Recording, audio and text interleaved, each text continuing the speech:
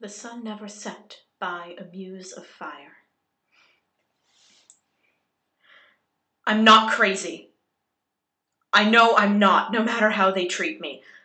The padded walls, the locked door, the restraints they use when I get taken for my weekly walks around the grim corridors, they all make it look like I'm some kind of serial killer or something worse. I'm sure I'm as sane as the next person as long as the next person isn't the person next door, because they probably are crazy. Or maybe they're as sane as I am, but closed away in here with no rhyme or reason why. I'm not crazy. I have to tell myself that over and over, or else I might go nuts. I used to have a cell. A real one. With cold stone walls. They didn't like it when I started keeping count of the days of my incarceration. They took away anything I could make a mark with. But I still keep count. It doesn't make any sense. I'd swear years have passed, but nothing changes. My tally, the faint scratches on the window ledge, it shows hundreds, thousands, so many I can't even keep them straight, but it doesn't make sense. The nurses look the same. Same hair, same eyes, same everything. Even the woman who keeps me here doesn't change. It would be easier if I had lost my mind. I wouldn't have to make sense of nonsense. I've asked why I'm here so many times it outnumbers the marks on the window ledge. I remember pounding on the door of my cell until my hands were bloody, until they dragged me to a bed and shackled me there and closed me in another dark room. They let me scream until I had no voice left. I tried to ask reasonably as well when they take me for my walks. I only get those if I don't make a fuss. I'm down to just one guard now. I used to have one on each side, and the nurse with her needle behind me in case I tried to make a break for freedom.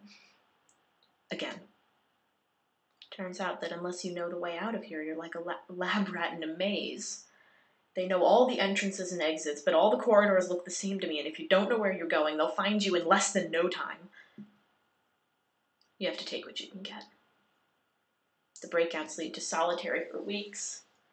Now, I behave as much as I need to just so I can see something that isn't the same four walls all day, every day, without even a face looking in on me. They've given me windows. Barred and unbreakable, but seeing daylight is worth it. I miss daylight. The only time I can forget about this place is when I sleep. Just lately, I've been dreaming more vividly. I thought I'd forgotten how. Your mind needs stimulus to trigger dreams, and four walls and a blank window are about as stimulating as watching paint dry. No, worse. Paint at least does something. They give me something to look forward to. Glimpses of a world outside. I know it can't be the real world. Not with the castles and towers and clothes that look like something from centuries ago. But it's a world that isn't padded and closed and silent.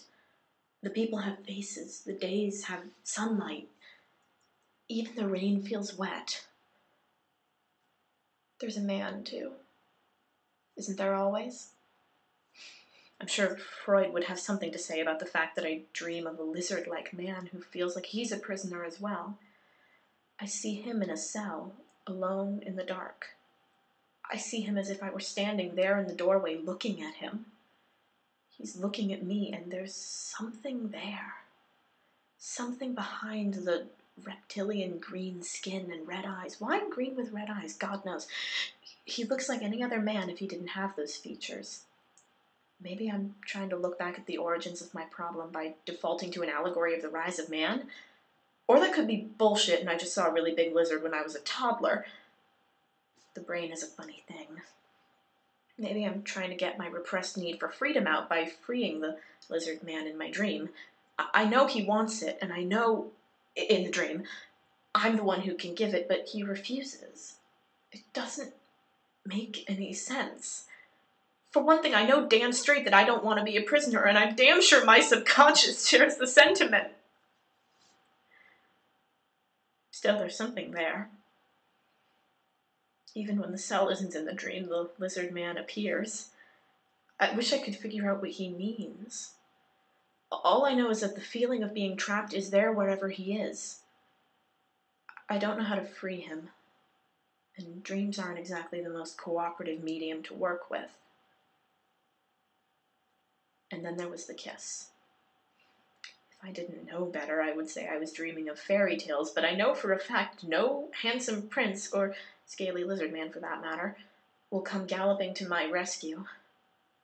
For one thing, the horse wouldn't fit into the corridors. So, the kiss. Maybe it's being locked up here for so long with no human contact that made me feel it, but when I woke up after that dream, I didn't want to read into it right away. For a moment, I felt happy, and in a place like this, that's one hell of a thing. And more importantly, in the dream, it was my kiss. I was choosing to have something good out of my subconscious lizard man, and I was happy about it. I think it's telling that my life now revolves around trying to make sense of what goes on in my head. They've told me I'm crazy so many times that I have to quantify the contents of my head to reassure myself that they're wrong. Lizard men aside. I know I should think more about the world outside than the world in my head, but it's out of reach. My family never visit. Maybe they don't even know I'm in here, and I can't even remember the face of the guy I was dating. He had dark hair, I think, but all I can really remember was that he liked to be in charge, no matter what. I had a life, and prospects once. I can remember the smiling sunshine pins I used in my office to tack things to the corkboard. A cup with a blue flower that I dropped and chipped when I moved apartments. Little things stick. Random things that make an impact at the time but now seem so irrelevant when you realize you can't remember the color of your mother's eyes.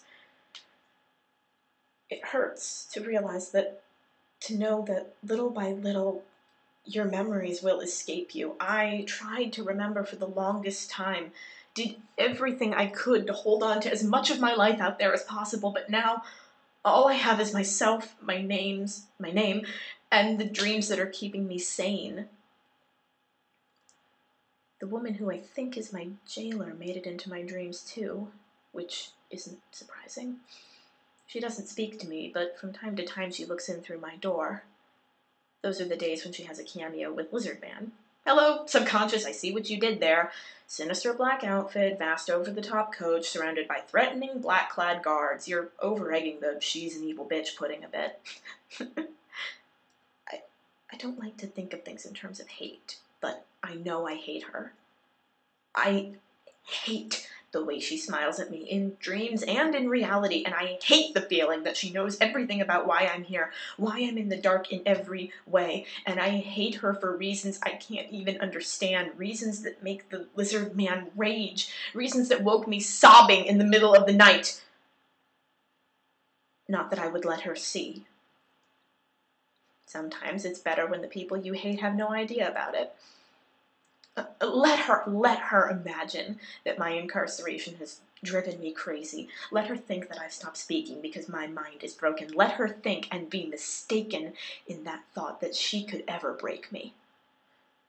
I'll sit in silence, marking the days unseen. I'll hold the invisible hand of the lizard man who is the only company I have anymore, and the only person who can make me smile in this hellhole. I'll wait. I'll watch. And she'll never know how much she has failed to break me. Me and my lizard man will both be free one day. She just doesn't know it yet.